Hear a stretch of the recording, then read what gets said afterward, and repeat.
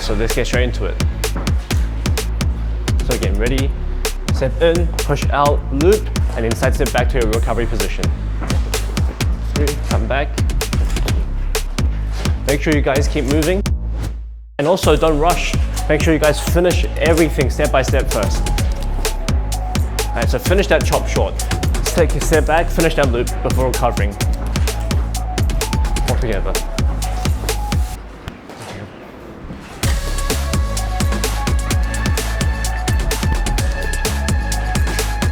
And right now you guys should feel the burn in your legs. Make sure you guys are shifting properly and loading the weight properly into your loop. And if you guys can, try to be as explosive as possible whenever you guys step in and out.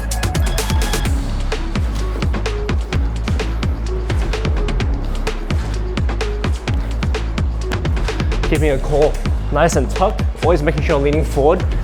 Even when you're stepping in and out and looping, everything leaning forward, staying nice and low. In this drill, we train your reaction to short serves. These serves are everywhere in real matches, and if you're slow, you're stuck reaching or pushing weakly. Okay. So now at the end of the sequence, jumping back to the backhand, side step, short swing. And then whenever we're side stepping to the backhand, making sure that we're nice and explosive, and also the action should be nice and crisp. Right? Crisp, small action. Make sure you guys use your wrist a bit more for that backhand at the end. And also, I like to emphasize a bit more on that side step. So after we push out and loop, the side step over here and then the backhand. Good.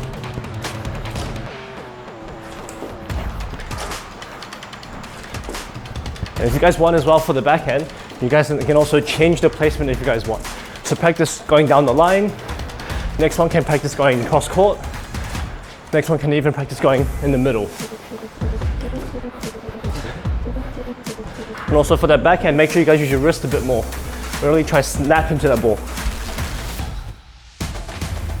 By stepping in fast, getting close, and attacking early, you start the point with pressure. And once you push, recovering quickly puts you back in a strong position for the next ball. Now after our first loop from backspin, we're going to take a step back and then do another loop from topspin. After we push back, I want you to push back one more time and then loop again.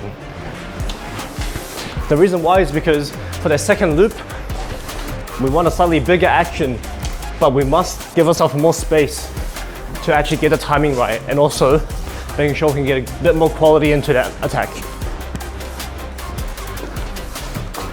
So make sure you guys commit all the way for the chop short, push out, and then push out one more time. Short, push out, and then out one more time.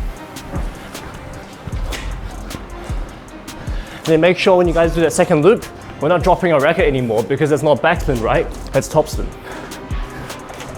So start from your hip level. You don't need to go all the way down anymore.